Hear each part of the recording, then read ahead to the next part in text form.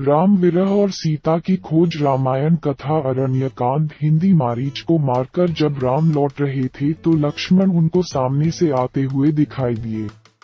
लक्ष्मण को देखकर उनके मन में तरह तरह की शंकाएं होने लगी। मारीच का छल वे देख ही चुके थे। लक्ष्मण से वे रुष्ट होकर बोले, मेरी आज्ञा का उल्लंघन करके तुमने ठीक नहीं किया। लक्ष्मण ने सब बातें बताईं। राम ने फिर भी कहा कि तुमको समझ से काम लेना था। मेरा मन कह रहा है कि सीता अब आश्रम में नहीं है। दोनों भाई उदास मन कुटी में पहुंचे तो देखा बड़ा सन्नाटा है। वे सीता सीता कहकर पुकारते पर कहीं से कोई उत्तर न आता। राम बोले, देखो सीता को कोई चुरा तो नहीं ले गया या कहीं फूल चुनने निकल गई है। दोनों भाइयों ने बाहर भीतर सब जगह खोज की। उन्होंने हर पेड़ से पूछा, हर शिला से पूछा, पशु पक्षियों से पूछा, पर सीता का पता किसी ने नहीं बताया। वे हाथ जोड़कर सूर्य से, पवन से, दसों दिशाओं से सीता का पता पूछते। शोक से व्याकुल होकर राम रोने लगे। पंचवटी के हिरण, गोदावरी नदी का सुहाना तट उन्हें दुखदायी लगने लगा। राम बहुत दुखी होकर लक्ष्मण से बोले, मैं अब प्राण देने जा रहा हूँ, तुम अयोध्या लौट जाओ। लक्ष्मण ने समझा बुझाकर राम को धैर्य बढ़ाया और सीता की खोज करने की सलाह दी। दोनों भाइयों ने एक एक पहाड़ और एक एक कंदरा खोज डाली। खोजते खोजते वे दक्षिण की ओर बढ़ने लगे। वे कुछ ही दूर गए होंगे कि उन्हें सीता के पैरों के निशान दिखाई दिए। टूटा हुआ कवच और धनुष भी उन्होंने देखा। एक आकाशयान भी टूटा हुआ था। लगता था वहाँ कोई युद्ध हुआ है। तभी उन्हें खून से लथपथ जटायु दिख पड़ा। जटायु ने भी राम को देख लिया।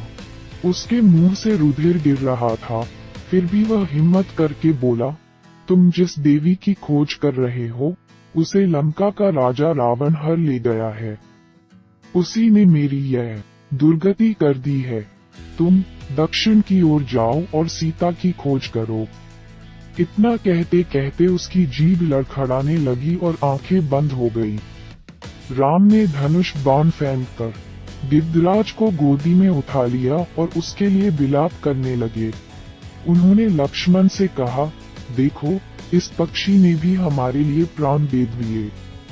ये संत है, हमारे पिता का मित्र भी है।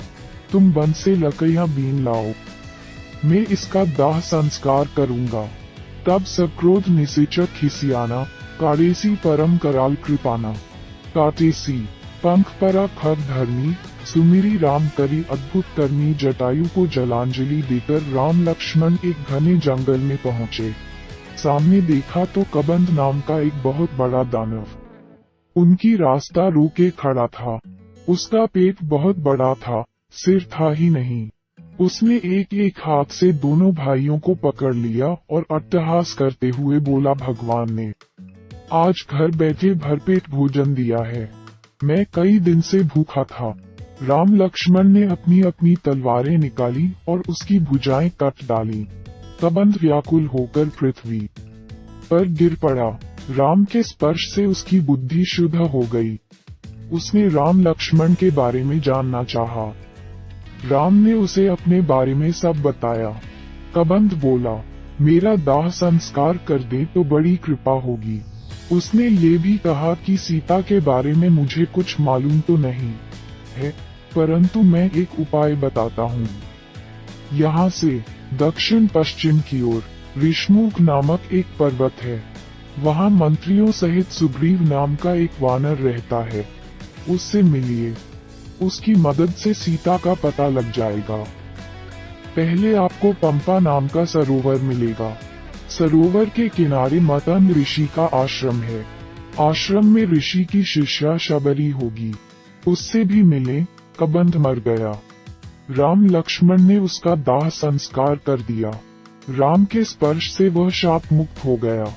एक ऋषि के शाप से वह दानव हो गया था और इंद्र के वज्र को चाट से उसका सिर पेट में घुस गया था। तभी से उसका नाम कबंध पड़ गया था। चलते चलते राम शबरी के आश्रम में पहुंचे। शबरी ने दौड़कर राम के पैर छुए, चरण थधोए, आसन दिया और मीठे मीठे फल मूल खाने को दिए। वह बोली, ऋषि ने मुझे बताया था कि चित्रकूट से चलकर राम किसी न किसी दिन अवश्य इधर आएंगे। श्री राम ने बड़े प्रेम से शबरी के दिए हुए फल खाए। श्री राम ने शबरी से सीता जी का पता पूछा। शबरी ने भी बताया कि सुग्रीव से मित्रता कीजिए, सीता की खोज में वह अवश्य सहायक होगा। तब शबरी ने श्री राम को मतंग ऋषि का आश्रम और मतंग वन दिखाया और ऋषि के चमत्कार की बहुत सी कथाएं सुनाई। फिर राम की अनुमति लेकर उसने शरीर त्याग कर दिया। शबरी से मिलकर राम के मन को बड़ी शांति मिली और व्याकुलता जाती रही।